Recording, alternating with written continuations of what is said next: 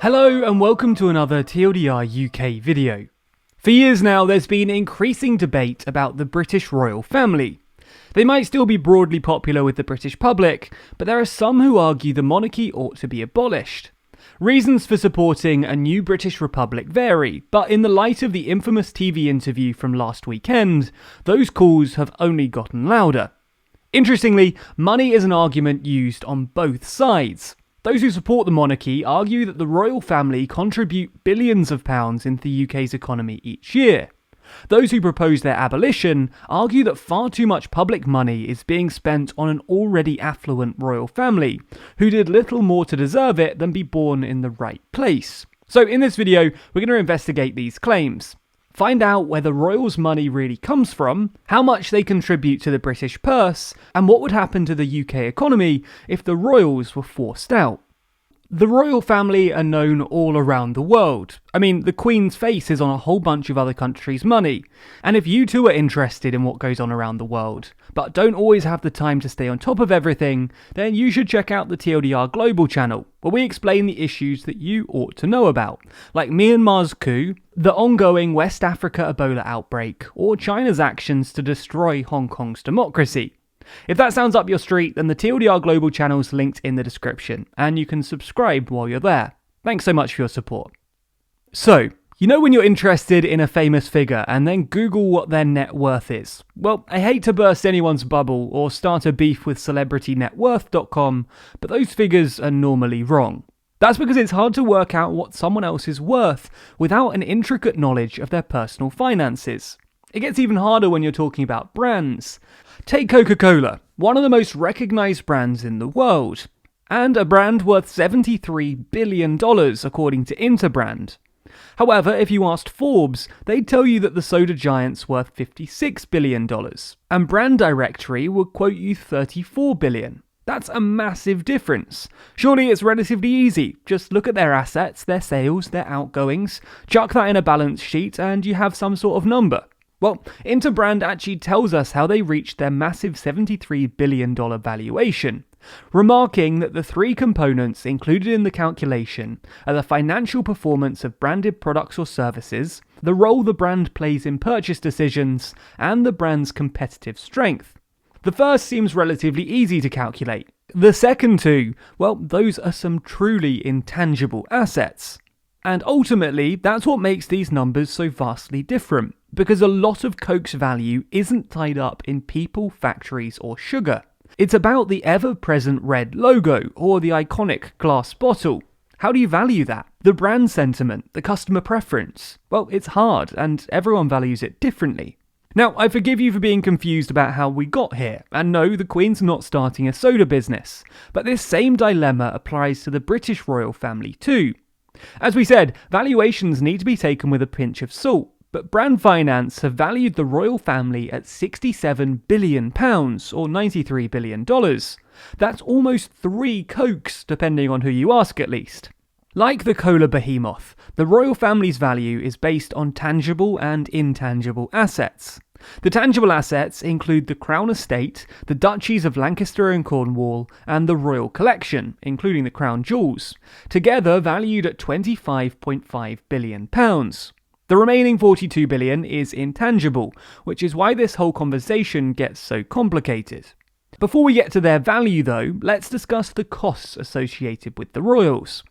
The number you hear most in this conversation is £82.4 million. That's the total value of the sovereign grant issued to the royal family by the UK government. According to their own website, this money is provided to support the official duties of the Queen and maintain occupied royal palaces. It also includes a dedicated amount to fund the 10-year resurfacing of Buckingham Palace, a major overhaul of essential building services, including electrical wiring, pipework, boilers, and generators.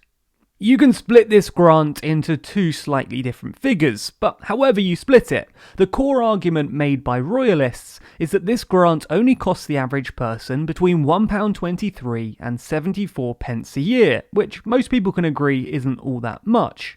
That's especially true when you consider that this grant isn't free money. They're not allowed to use it for whatever they want. They have to fund specific projects and official duties, such as hosting garden parties or travelling. However, to just use this number could be a little misleading, because the UK government also pays for the royal security. Now, official numbers aren't shared by the Treasury, but the calculations we mentioned earlier by Brand Finance put the annual cost at £104 million. Regardless of this expensive security, many would argue that these costs are more than justified by the benefits that come from the royal family. One of the core arguments that lots of people come back to is how the royals boost tourism. The argument here is that the monarchy attracts tourists to the country who are interested in Britain's history and rulers. The figure put on this is normally around £550 million. That's the value of the tourism that the royals bring to the country. However, this is a really difficult thing to measure, and with no counterfactual, it's hard to truly know how many tourists would visit Britain regardless.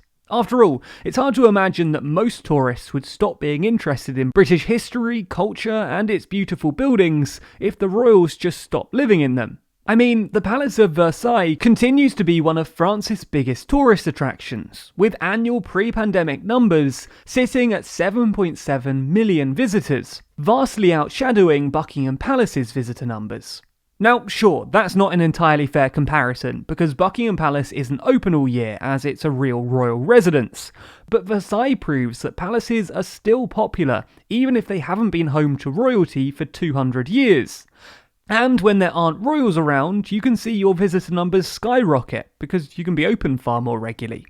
Anyway, even if we take the £550 million estimation, it begins to look a little meagre when you consider that tourism as a whole is worth over £100 billion in England alone. There are other smaller economic benefits attributed to the royals though, including the £134 million boost to British products featuring the royal warrant. The idea being that this makes some British products more valuable or premium. Or the £152, £101 and £76 million Kate, Charlotte and George effects. The value attributed to the boost that British fashion brands receive when their garments are worn by the royals. Even if these somewhat nebulous and speculative benefits are genuine, their contribution also begins to look a lot less significant when compared to the total value of UK exports. Some have also claimed that the Crown helps Britain abroad by bringing stability and making foreign investors feel safer about spending money in Britain. While this could still be true, it seems like a fairly weak case in the modern era, and one that's hard to attribute much value to. At the end of the day, the opposite of a monarchy is an anarchy. It's a republic, something that France and Germany seem to be able to cope fine with. There is one more major financial benefit though, one that I bet people have been angrily commenting throughout this video, and that's the value that comes from the royal estate. There's a lot of old history here, so bear with me as I really oversimplify it. Historically and unsurprisingly, the royal family have owned a lot of land, known as the Crown Estate. Owning land is great, but it doesn't necessarily pay your bills, so in 1760, King George III did a deal with the government. He agreed to surrender the profits of the estate to the government, in return for the removal of his debts and an annual salary known as the civil list. Parliament agreed to this, expecting that in the long term, the profits from the land would exceed the cost of the king's annual expenses. Although there have been some changes, this broad agreement continues to this day, with the Queen still voluntarily handing over most of the profits. And this is a significant amount of money, because the Crown Estate manages many properties in London and other urban areas, as well as owning nearly 2 million acres of agricultural and forest land, as well as more than half of the UK's foreshore. This means that the Crown Estate is one of the country's biggest property managers, handling property worth approaching £25 billion, and with an annual revenue of £1.9 billion. Of this, they had a net income of £325 million in 2018, 75% of which went to the UK Treasury and 25% to the monarch. This means that some £247 million was sent to the Treasury by the Crown Estate in 2018, which is certainly a lot of money, considerably more than the sovereign grant and the cost of security. In theory then, if the UK decided to stop paying the monarch's expenses and become a republic, the no longer regal but still very wealthy family could just take their land back and keep all of the profits. Even if you do doubt some of the calculations in this balance sheet, like the £50 million the report claims the royals contribute to the British media industry thanks to their mystique inspiring shows like The Crown, it's pretty undeniable that with the profit from the Crown estates factored in, the royals contribute more to the British economy than they cost. So if that's true, then why are we even debating this? If they're a good investment, then let's just keep them. Well, it's because ultimately anything royal comes down to more than just politics and economics. Some would happily just spend money on the royal family just because they like having the Queen there, while others would happily throw away royal profits because they object to the monarchy and the message it sends to the population as a whole. Therefore, I don't think this video is likely to change your mind. If you already like the royals, then this just proves that they're worth the investment. And if you don't like them, then this revenue will probably just look a little speculative and spurious, and certainly not big enough to justify the perceived social damage that you think they do. Regardless, I'd be interested in your thoughts in the comments below. Do you think that the royals are good value for money, or does that simply not really matter to you? Be sure to subscribe to the channel and hit the bell icon to be notified every time we release a new video. Special thanks to our Patreon backers who make videos like this one possible, and if you want to see your name at the end of videos, then you too can back us on Patreon. The link to that's in the description.